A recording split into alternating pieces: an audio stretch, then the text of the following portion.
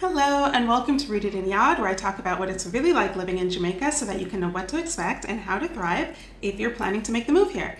And today we are getting into how to prepare for hurricanes because, Jamaica is in a hurricane zone, and it seems Tropical Melissa is likely to turn into a hurricane and hit Jamaica. And I'm here and going through that. So I thought about, what I'm doing to prepare, because if you're planning on living here or visiting here for an extended period of time during hurricane season, which can last from like end of June to about end of November, you might end up experiencing going through a hurricane. So I kind of want to talk about that, at least what I'm considering, what I'm doing to prepare, and I hope that it helps you.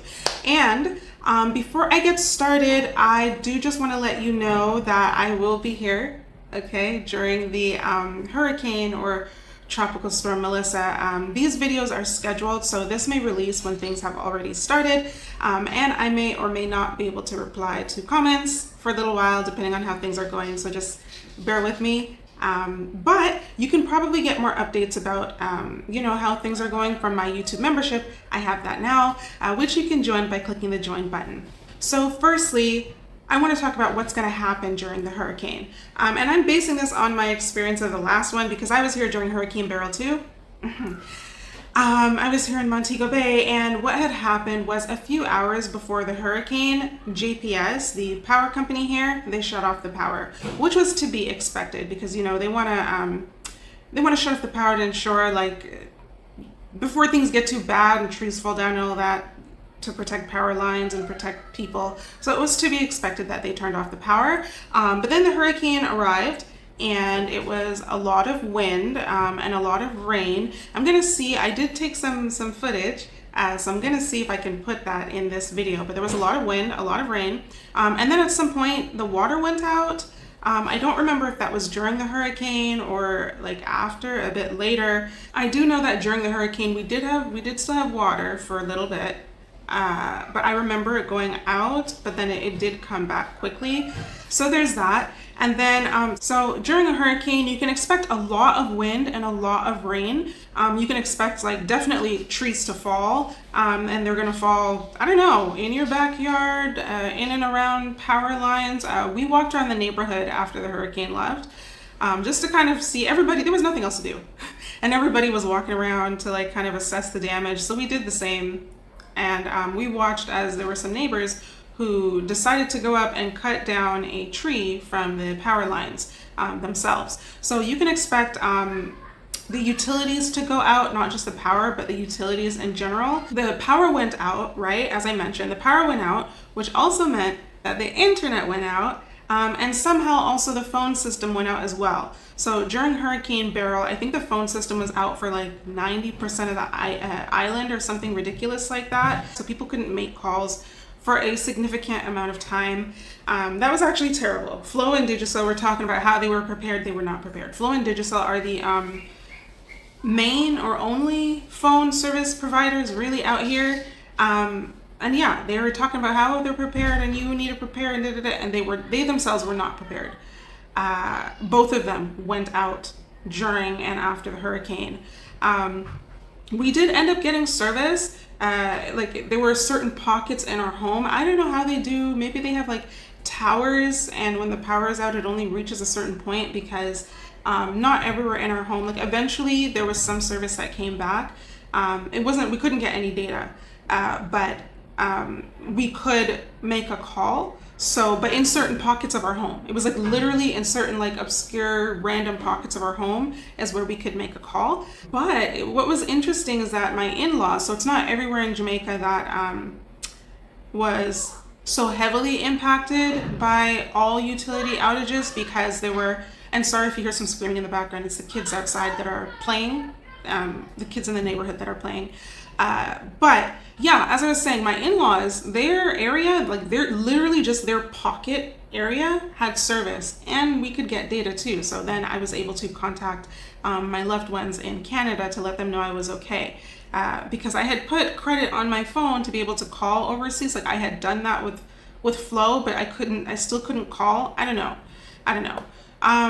So there's that. And then depending on where you are on the island, there may also be landslides and flooding as well. I think the flooding part is actually more common than the landslides. No one I know was flooded out, and I wasn't either, but that is something to think about. But mainly what you can expect is the utilities going out, and a lot of debris around. And expect it to be hot, because it's almost like the hurricane came and then took the cool air with it, and it just left the heat, and the heat was stifling.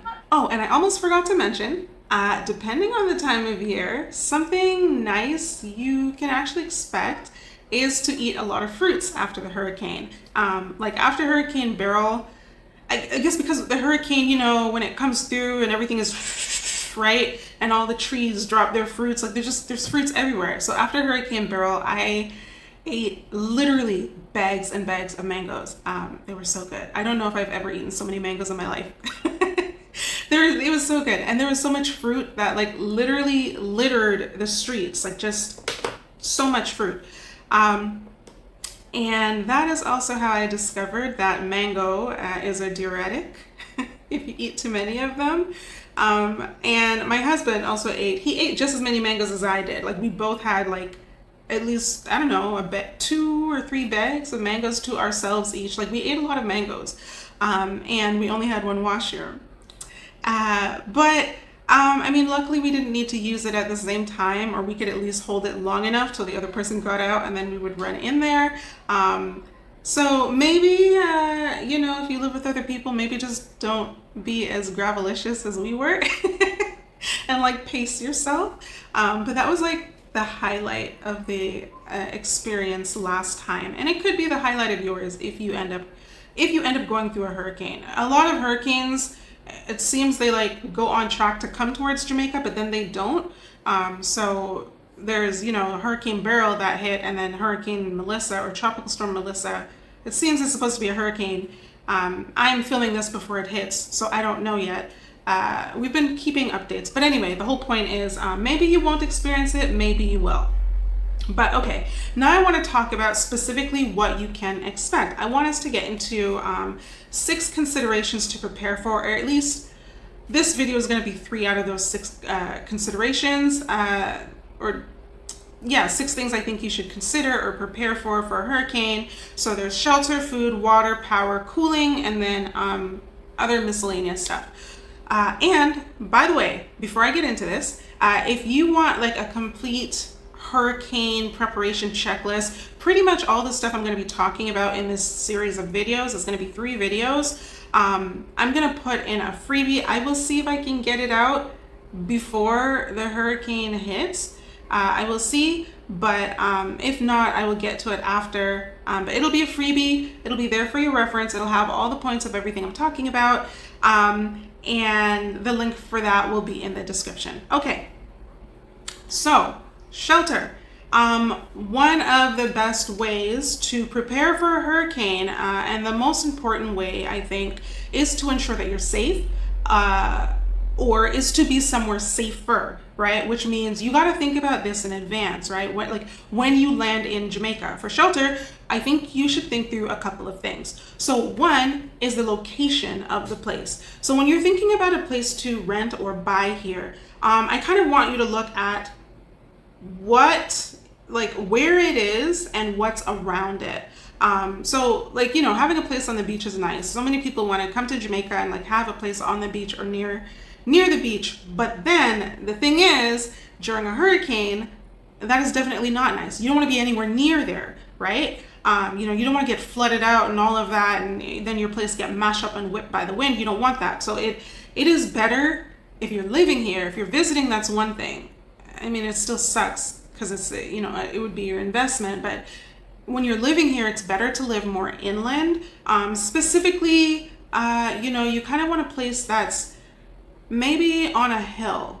Like you want to be somewhere where water flows away from you. You don't want anywhere around you to be what you don't want to be somewhere that's completely flat and then you potentially get caught up in a flood, right? Like you want to be higher up and have the water flow down away from where you are. The last place that I lived in, because we moved, so the last place that I lived in, there was a bit of a hill behind us, but then like the home was flat, like I don't know, maybe it was a foot off the ground, maybe.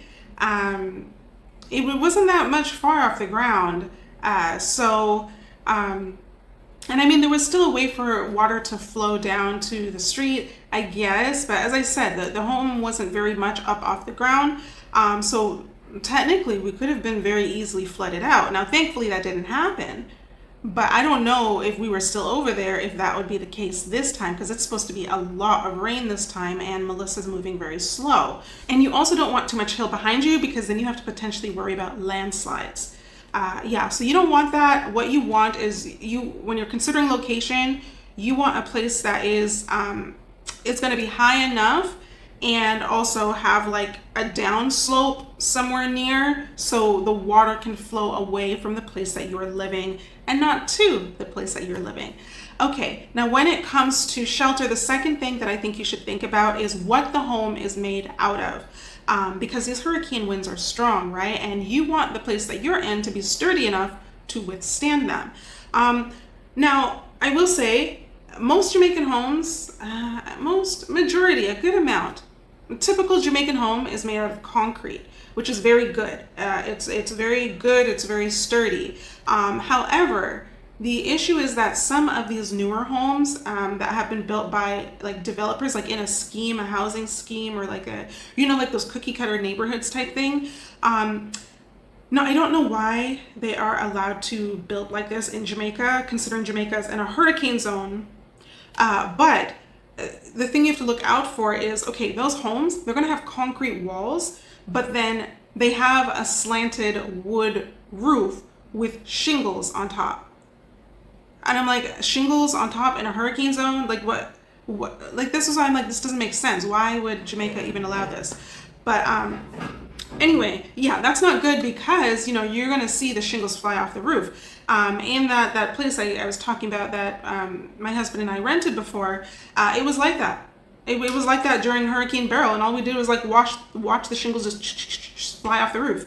And then, after they fell off the roof, the place was leaking. And then, we had to take out every bowl, every pot, everything we could to try and catch the water. Like literally, we used every bowl. I mean, we don't have very many dishes. There's also that. But literally, we used every bowl. Everything that could potentially catch water, we had to use. Maybe I'll put a picture. I'm fairly certain I have a picture of that because we had to show the landlady and she raised the rent to fix the roof. I don't think she's fixed the roof all now. But hey, we're not there anymore. Like these are things that you got to think about. And then even in our scheme, because they're cookie cutter houses, so all the houses are going to have shingles on them pretty much, unless the people go there and change the roofs themselves. There were people in the neighborhood. There was someone across the street from us someone who was living across the street from us. In that neighborhood, like their place flooded out, like the shingles ripped off, the water was coming through the ceiling on their bed and everything. The neighbor directly next to them, like they were calling for help. That neighbor had to run outside in a hurricane to try and help them. Like it was all because of shingled roofs. Like try not to go in a place like that has shingled roofs. These are the things that you got to kind of think about in Jamaica when you're moving here. And then also because the roof is made of wood, right? It's like wood with like shingles on top.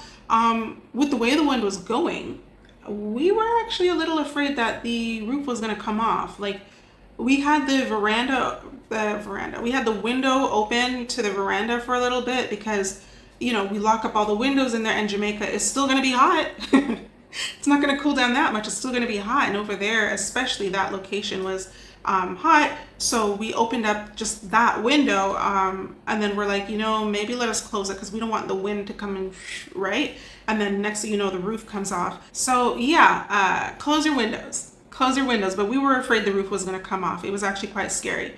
Maybe avoid those newer scheme houses. They may look nice, but I don't think they're the best place to be in a hurricane. Instead, what you kind of want to be in is like the traditional Jamaican type house. So like a full concrete house. I'm talking, everything concrete, walls, ceiling, the flat concrete ceiling, that's excellent. It also allows you to, if you own the place, it also allows you to like be able to build on top more easily because it's already flat. That's why a lot of the homes here have like flat roofs. You'll see a lot of concrete places with flat roofs because the intention is to build on top. But when they're fully concrete like that, sturdy, stable, safe, I think you'll be fine. That's how our place is right now, and I feel much more secure in it, way more secure in it than the other place. You could also be an apartment. Like if you're in an apartment, maybe that's okay. Maybe not one that's too tall, but typically they're not too tall. I'm thinking maybe like the second or third floor, because if there's any flooding, then it won't reach you, right? And I think the apartments will definitely be made of concrete, at least the outside part where it matters. But essentially, yeah, once you're in a concrete place above the ground, water can flow away from you and you will be safe. Okay, so the next thing I think that you should consider is your food situation, right? So for food, you want to get enough just in case you can't leave for a while, because after hurricane, right, there's going to be a lot of debris, and depending on how bad things are, it may be a while before you can go anywhere. So you want to ensure that you have enough food. I would recommend that if possible, have at least a couple weeks worth of food. Now, when I go grocery shopping, I actually go like once a month. So hurricane or not, I'm getting a month's worth of food every time. You don't have to get a month's worth if you don't want to, but like, as I said, you do want to get a good amount just in case you can't leave for a while. Now, when you are also considering food, right, you want to consider getting the like types of food that will last. In case you really can't leave your place for like a week or two. So these are things like rice, beans, oats, flour, crackers, canned food, snicky snacks, like really anything that is non-perishable or slow perishable. It's funny, some Jamaicans here, you may have maybe seen on TikTok and stuff, some Jamaicans here, to prepare for Hurricane Melissa, they went and bought up a whole bunch of bread, which to me doesn't make sense. Like, I understand they're like, oh, it's so versatile, I can eat it with this, I can eat it with that, but I'm like, okay, but dumpling is also versatile. Dumpling is what? Flour and salt, like boiled dumpling, fried dumpling, that's also versatile. It's just flour. Like what? And bread doesn't last that long if you're hunkered down like that. I mean, Jamaican bread tastes good, so I understand. But it would be much better to stock up on non-perishables or slow perishables. And especially if you don't have a generator to keep things in your fridge cool. And speaking of fridges, if you don't have a generator or anything to power your fridge for a few days, you're really going to want to empty it in advance. Yeah, this hurricane that's coming, we have a generator. We went and we got a generator. We mainly want to be able to power our fridge and then our internet because we have Starlink, and then our devices. But yeah, we want our food to stay cool. That was our main thing this time. So we went and got a generator. Now, if you don't have a generator, which, I mean, we didn't the last time. If you don't have a generator, you're not going to want too much stuff in the fridge and then have it spoil. So this is a great time, like when you're preparing for the hurricane, it's a great time to like empty out and clean your fridge, because after about a day and a half to 2 days of no power, the stuff in your fridge is probably going to like thaw out. At least it did for us. But if you do have some stuff that you want to try and keep cool, like if you can't get rid of everything and there's some stuff you do want to keep, then what I'd recommend doing is freezing some water in bags and putting them in your freezer, right? Like, don't have your freezer too full because you're going to need space for the bags. And then, you keep the door closed and the frozen water will keep things in there cooler longer. Either that, or you can get like a cooler and put like the bags of ice in there, like a lot of bags of ice, and then put your stuff in there and then close the cooler. Again, for us, we have a generator, so we're not really pressed about that, but I did still freeze some bags of water just in case, because Hurricane Beryl was in and out. Beryl came through and the next day Beryl was gone. Melissa seems to be wanting to stay for a day or two. And during that time, we're not going to go outside and start the generator in the middle of a hurricane. So and we might end up a day or two without power. We can't even, maybe we won't even be able to go outside and turn on the generator. So I have frozen some bags of ice. I will post a picture of that. I believe I took pictures. I'll post a picture of that, what's in my fridge. It's just a lot of fish because my husband spearfishes. So it's fish. We have ice cream, but we've had that ice cream for a while. Whatever, like if it needs to eat, it'll get eaten. But yeah, you'll see the bags of frozen water. And then another aspect of the food thing is that you need, ensure you have a gas stove. Ensure you have a gas stove, because then you can cook even when there's no power. So ensure you have a gas stove and a propane tank. If you don't, then maybe try and pick up like a little gas, you can pick up the little gas stovetop thing, so it's just one burner. Maybe just do that, just so that, yeah, you can cook, because you're not going to want to try and go outside in a hurricane and light a fire. That's not going to happen. So yeah, if you don't have a gas stove, make sure to at least get yourself a one burner. Okay, but you should have a gas stove in Jamaica anyway. You should have one in Jamaica anyway, because the power goes out so often here. And you don't want to be in the middle of like making rice or cooking something and then the power goes off. Then you can't finish cooking. Okay, and I do want to say, if you are planning a move to Jamaica and want to stay updated with situations like this in real time, I would suggest joining my YouTube membership. So during Hurricane Melissa and after, I'll be sharing, well, at least as much as I can, I'll be sharing updates and behind the scenes content. And I'm going to be sharing that exclusively with my YouTube, with the people who have join the membership. It doesn't matter which one, whether you join the Yard Crew or Rooted Insider, whichever one, I'm going to be sharing updates in there about how things are going, so you can kind of see firsthand what it's really like. Plus, you do get early access to all of my videos in there, and you get priority responses to your questions, and it's cheap. It's like less than a coffee a month. So if you're interested in that, just click the join button wherever you see it to become part of the membership. Okay, now the last thing I want to talk about today, the last thing I want to talk about that I think you should consider is water. So most Jamaican homes or places you rent are going to have a water tank on premises, because water outages are fairly common in Jamaica, at least depending on where you are. There are some places where people are like, yeah, the water doesn't really go out. But for me, I'm in this place and I don't think I've had a full week of city water yet.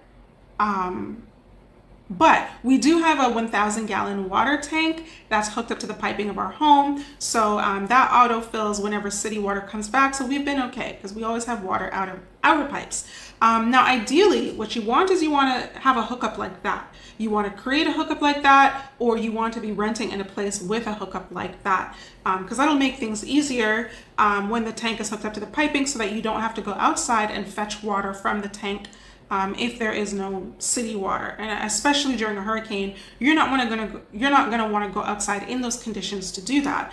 Now, if you don't have a tank hooked up to the piping, that means that, as I said, you're gonna have to go and fetch the water. So you're gonna need to ensure you have buckets. Buckets or like big bowls, basins. I have one here. It's what do they call it? A wash basin or something? Do you see how big this is? This is huge. You could bathe a child in there. It's huge. So you want to have stuff like that, or buckets and stuff like that, and preferably fill them with water before the hurricane comes, because as I said, you're not going to want to go out in that unsafe weather. And if the water shuts off while you're in the home and the hurricane is still going on, I would hate for you to have to go out in that weather and be unsafe to go get some water from the tank. So you can fill up a barrel. Like I would recommend filling up maybe a barrel in advance. I had done that before, because this is not the first time I've lived in Jamaica. In the last time a hurricane was coming, it didn't actually end up touching down in Jamaica. But I had filled up a barrel with water. Like, you want to do that. You want to fill up a barrel with water in advance, so that you don't have to go outside. I'd recommend maybe filling a barrel or two depending on the size of your family, you want to fill up a barrel or two, and then you want to fill up buckets and like get what do they call this, wash basin, the thing I just showed, the pink thing I just showed you. You can get that, or just different types of bowls and stuff like that to fill up with water so that you are good. And you're also going to want to set aside some jugs of water, like clean water to drink. I will post a picture of what I'm talking about. Now the tank water you can use to bathe and stuff, but I would suggest having separate clean water to drink. So I would suggest getting like a jug or two of clean water, because you might be without drinkable water for days. So the more jugs you have, the better. Now I'm not sure how apartments work. So in one apartment I was in years ago, there was a tank on premises, but the issue is the tank was on the ground and it had an electric pump to pump the water up to the apartments. And what happens when the electricity goes out? The pump doesn't work. So people have to go out downstairs and fetch water anyway. So you want to consider things like that. And another thing I do want to mention, since I talked about water to drink, I just talked about freezing water. Ensure to also freeze water to drink, not just to keep yourself cool. Freeze clean water to drink to keep you cool, because it's gonna be really hot after. At least, as I said, I'm basing it off of what happened during Hurricane Beryl. It's going to be really hot after. You're going to wish that you had a cold drink. So keep some frozen ice to drink, maybe in a cooler so that you don't have to open up the freezer. I'm thinking that'll probably be helpful. And I mean like a lot of like frozen ice bags. But okay, that is it. That is it from me today. I tried to not make this so long, and this, good Lord, this is much longer than I anticipated, and this is just the first video. But it is what it is. If it's long, I saw it go sometime. I hope you found this helpful. Or at least entertaining. If you did, do hit that like button to let me know. But I also do want to hear from you. I want to know your thoughts. I do want to know if you thought this was helpful. Because a lot of Jamaicans watch my content. If you're a Jamaican, if there's something that I missed within these points, I have more for the next video. But if there's something I missed within these points that you think is important to share with people, because I don't know everything, please do share it in the comments. Let people know how they can prepare. I mean, some of you might say, the best way you can prepare is to leave before the hurricane touches down. Fair. If you can leave before the hurricane touches down. After Hurricane Beryl, we went through Hurricane Beryl, and after about, I think, the second day of no power. And the thing is, see, I talked about freezing ice. I didn't do that during Hurricane Beryl. I thought that they'd shut the power off, and Hurricane Beryl would pass through, and then it would just be fine to turn the power back on. Why did I think that? So after about the second day of no power, things started to go bad, and we had to start giving food away. And then the third day, no power. And then the stuff we had to charge our devices, that just, all of them died. And then the fourth day, I called my mom and I said, listen, when I could get data or whatever to call her, I said, listen, book me a flight. And we left. Well, Jamaica was being cleaned up. I was like, I can't do this. It's too hot. There's no power. But this time I'm okay. But if you are a Jamaican watching this, if I've missed something, let the people know. Please let the people know in the comments. And also, hey, leave it for me too. Maybe I might learn something. Okay. And before you go, don't leave, please, without grabbing my freebies. If you're planning to move here, because they're designed to make your move smoother and less stressful. So I've created a whole bunch. There's even a calendar, so you can kind of see the hurricane season, not hurricane season, the hot time, stuff like that. And then it has all the different, a bunch of different events that are going on, and the Jamaican holidays are in there. So the links for those will be in the description. And if you are ready for deeper support, I offer a few things. So one of the things I do offer personal relocation guidance. And I offer this through voice notes or 1-hour consultation. So you just choose the level of help that you need. Next there's my Moving to Jamaica Starter Guide, which I am very proud to announce. It is complete. and forgive the noise. Someone is doing something outside to, I don't know, prepare for the hurricane that's coming. But the Moving to Jamaica starter guide is complete. I did not raise the price too much from the early access pricing, so you can get that. And then there is my $5 clarity workbook. So if you're unsure if like Jamaica's right for you or aligned with you, or you're kind of unsure what you want from life, this workbook, it contains the same exercises I did to get clarity about my life, which is what led me to Jamaica. And then the last thing, quick thing I do want to mention is I am considering creating a guide about remote working. Now I do already have a guide about remote working. I need to update it. So, but if it's something you're interested in the description, there is going to be a link, and you can just leave your email. Once you leave your email, I will see like if there's a certain number of people who say, yeah, I would be interested in having that remote work guide, to get information on remote working and stuff, and how to successfully get a remote job, or a work from home job. If that's something you're interested in, just leave your email address. And then once I see, there's a certain amount of people interested, I can be like, okay, I will take the time now to revamp and update that guide so that you guys have that. Okay, so yeah, if you're interested in any of these things, you'll find everything linked in the description. I would link it in the comments as well, but I don't know if I'm going to be able to. So, or be able to when this video goes out. So in the meantime, I appreciate you being here. If you like this video, do subscribe so that you don't miss the next one, so you don't miss part 2, and I'll see you in the next one.